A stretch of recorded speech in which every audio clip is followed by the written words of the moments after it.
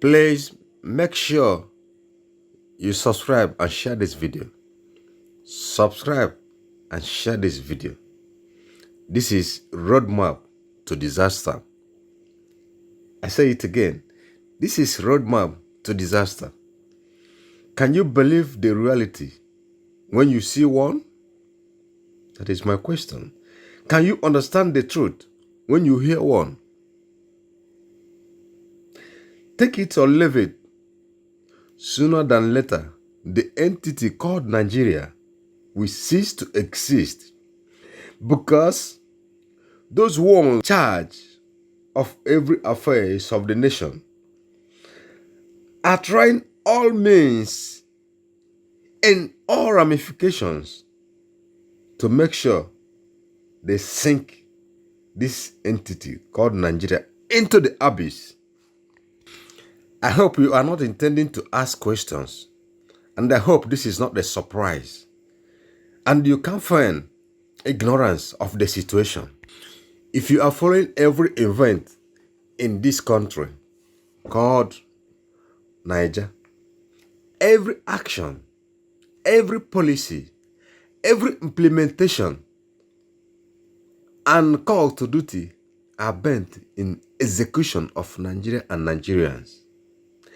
The only lasting solution is peaceful referendum now.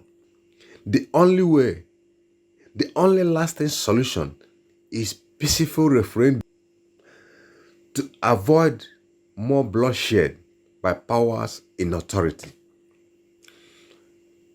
And please, for you to know more and understand better, watch this video till the end.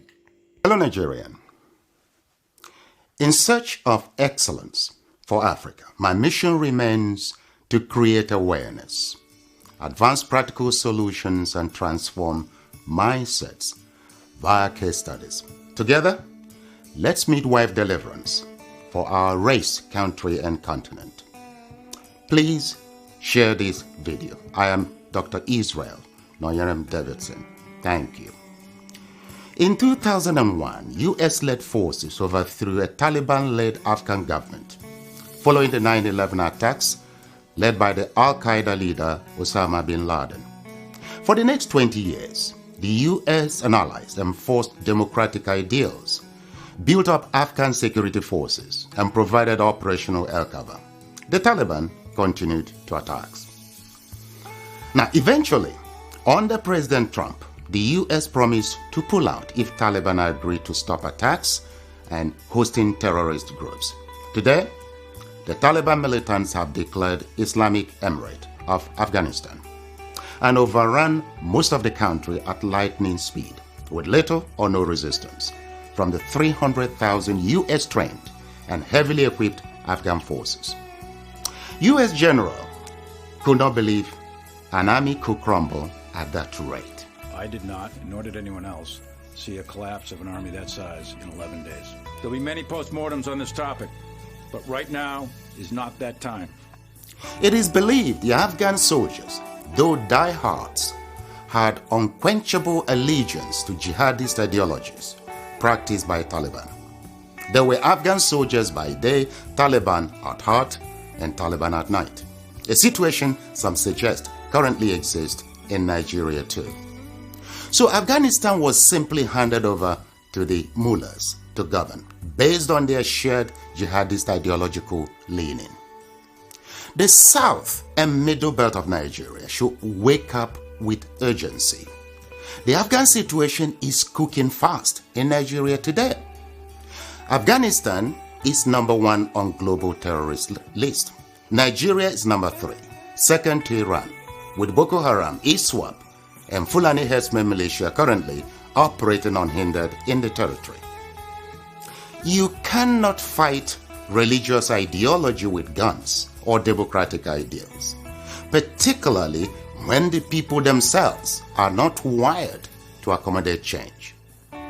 See the cost of 20 years of US efforts at enforcing peace, progress, and civilization in Afghanistan, and still they failed.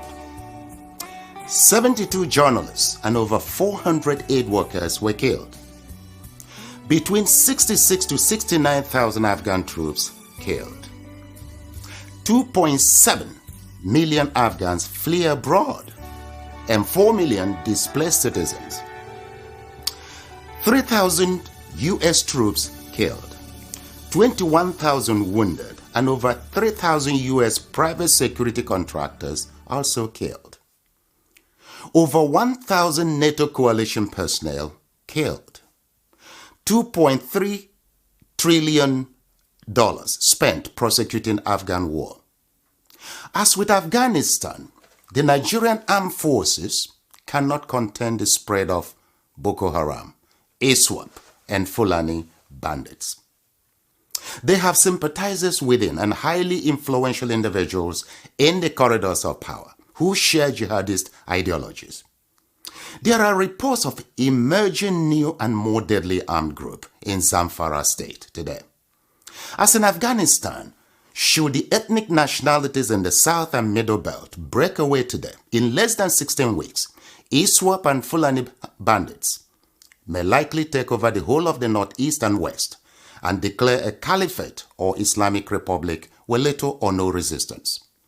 Afghanistan today is a big lesson and an urgent call on Southern and Middle Belt political leaders to force a total restructure of Nigeria now or break it.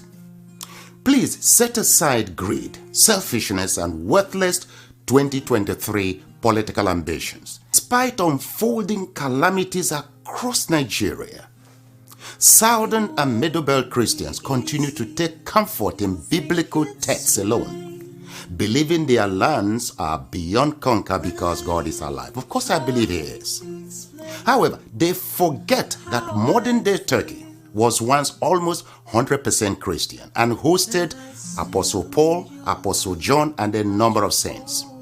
Nigeria is not as holier or much loved by God than Turkey and Afghanistan. Turkey was overthrown by the jihadists while the Christians had all eyes closed. Today, Turkey is more Islamic than Saudi Arabia. Nigeria, as currently configured, is sitting on a tinderbox. We have an army and those in power gifting thousands of militants, far worse than the Taliban, with amnesty, reintegration into society, logistics, and other incentives.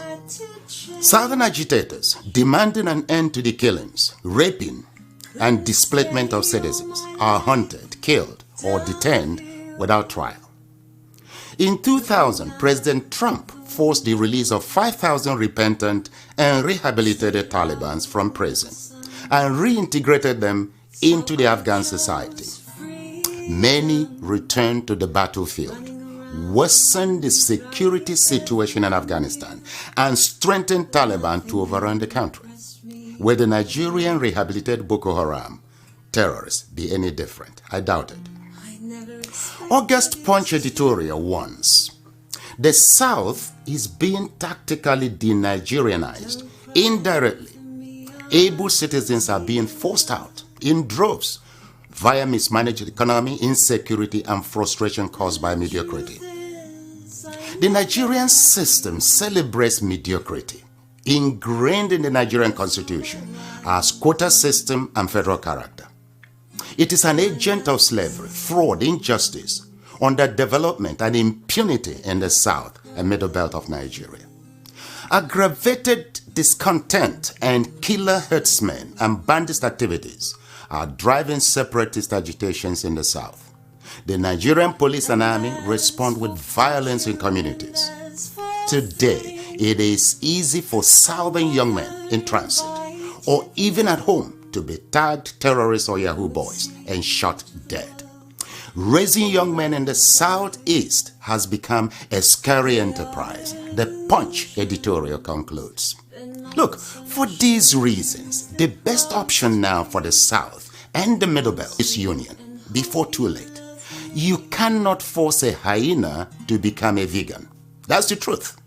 Afghan Christians and professionals are fleeing their country en masse, fearing for their lives and professions. UK, US, and other European countries are offering help. Who will come to the rescue of Nigerians? Should the South and Middle Belt fail to act decisively right now, you see, time is running out. Now, those clamoring for restructuring are not doing so out of hatred for Nigeria, but because northern Nigeria is dragging the rest of the country back to the Stone Age and into the abyss with it. You see, now is the time to demonstrate political skills, leadership, vision, tenacity, courage, and immunity against Takia. To save Nigeria and generations to come, let's initiate a genuine dialogue now. Restructure or break up. Look, perhaps, as Bishop Kuka cried out loudly recently, it's time to end Nigeria so that people who want development can go ahead. God bless our homelands. Thank you.